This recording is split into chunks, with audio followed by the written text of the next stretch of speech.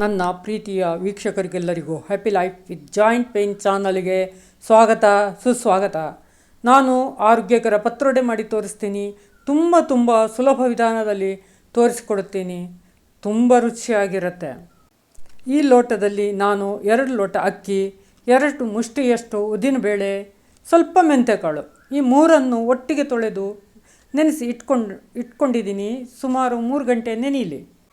ಈಗ 15 ಕೆಂಪು ಮೆಣಸಿನ್ಕಾಯಿ, 1 ಹಿಡಿ ಧನಿಯಾ, 2 ಟೀ ಸ್ಪೂನ್ನಷ್ಟು ಜೀರಿಗೆ, ಸ್ವಲ್ಪ 1 ನಿಂಬೆ ಗಾತ್ರದಷ್ಟು ಹುಣಸೆ ಹಣ್ಣು, 1 ಚಿಟಿಕೆ ಅರಿಶಿನ, 1 ಚಿಟಿಕೆಯಷ್ಟು ಇಂಗು, 1 ನಿಂಬೆ ಗಾತ್ರದಷ್ಟು ಬೆಲ್ಲ, ರುಚಿಗೆ ತಕ್ಕಷ್ಟು ಉಪ್ಪು, ಹಾಗೆಯೇ ತೆಂಗಿನಕಾಯಿ.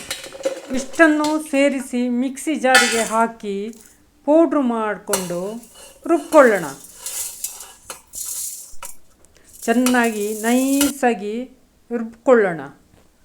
ಈಗ ಆಗಿದೆ ನೋಡಿ, ಎಷ್ಟು ಕಲರ್ ಬಂದಿದೆ ನೋಡಿ, ಎಷ್ಟು ಚೆನ್ನಾಗಿದೆ. ಪಾತ್ರೆಗೆ ಹಾಕ್ತಾ ಇದ್ದರೆ ಘಮ ಪರಿಮಳ ಬರ್ತಾ ಇದೆ. ಈಗ ತೊಳೆದು ನೆನೆಸಿರೋ ಅಕ್ಕಿನೂ ಸಹ ರುಬ್ಕೊಳ್ಳೋಣ. ನೋಡಿ ಆಗಿದೆ ನೋಡಿ. ಇದನ್ನು ಮಸಾಲೆ ರುಬ್ಬಿರೋ ಪಾತ್ರೆಗೆ ಸೇರಿಸ್ಕೊಳ್ಳೋಣ. ಹಾಗೆಯೇ ಈಗ 4 ಈರುಳ್ಳಿ ತಗೊಂಡು ನೈಸಾಗಿ ಕಟ್ ಮಾಡಿಕೊಂಡು ಅದನ್ನು ಹಿಟ್ಟಿಗೆ ಸೇರಿಸಿ ಚೆನ್ನಾಗಿ ಮಿಕ್ಸ್ ಮಾಡ್ಕೊಳ್ಳೋಣ. ಕೆಸುವಿನ ಎಲೆಯನ್ನು ತೊಳೆದು ಇಟ್ಕೊಳ್ಳೋಣ. ಈಗ ಚೆನ್ನಾಗಿ ಕಲಸಿರೋ ಹಿಟ್ಟನ್ನು ಕೆಸುವಿನ ಎಲೆಗೆ ಹಿಟ್ಟು ಹಚ್ಚಿ, ಆಮೇಲೆ ಪುನಃ ಅದರ ಮೇಲೆ ಇನ್ನೊಂದು ಕೆಸುವಿನ ಎಲೆ ಇಟ್ಟು ಹಿಟ್ಟನ್ನು ಹಚ್ಚಿ, ಪುನಃ ಇನ್ನೂ 1 ಕೆಸುವಿನ ಎಲೆ ಅದರ ಮೇಲೆ ಇಡಬಹುದು. ಅದಕ್ಕೂ ಚೆನ್ನಾಗಿ ಹಿಟ್ಟು ಹಚ್ಚಿ ಆದಮೇಲೆ ಫೋಲ್ಡ್ ಮಾಡಿ ಇಟ್ಕೊಳ್ಳೋಣ. ಹೀಗೆ ಎಲ್ಲ ಹಿಟ್ಟನ್ನು ಕೆಸುವಿನ ಎಲೆಗಳಿಗೆ ಹಚ್ಚಿ ಫೋಲ್ಡ್ ಮಾಡಿ ಹಬೆಯಲ್ಲಿ ಬೇಯಿಸ್ಕೊಳ್ಳೋಣ.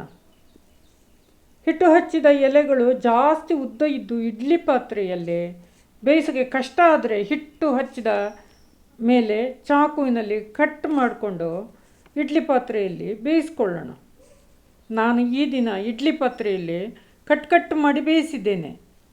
ತುಂಬ ಚೆನ್ನಾಗಿರುತ್ತೆ, ಟೇಸ್ಟಾಗಿರುತ್ತೆ. ನೋಡಿ ಎಷ್ಟು ಕಲರ್ಫುಲ್ಲಾಗಿದೆ, ಘಮ ಅಂತಿದೆ. ನೀವು ಒಂದ್ಸಲ ಟ್ರೈ ಮಾಡಿ, ತುಂಬ ರುಚಿಯಾಗಿರುತ್ತೆ, ಆರೋಗ್ಯಕರವಾಗಿರುತ್ತೆ. ಹಾಗೆಯೇ ನನ್ನ ಚಾನಲನ್ನು ಲೈಕ್ ಮಾಡಿ, ಸಬ್ಸ್ಕ್ರೈಬ್ ಮಾಡಿ, ಬೆಲ್ ಬಟನ್ ಪ್ರೆಸ್ ಮಾಡಿ, ಎಲ್ರಿಗೂ ಶೇರ್ ಮಾಡಿ. ನಿಮ್ಮ ಪ್ರೀತಿ ಪ್ರೋತ್ಸಾಹ ಸದಾ ನನಗೆ ಇರಲಿ.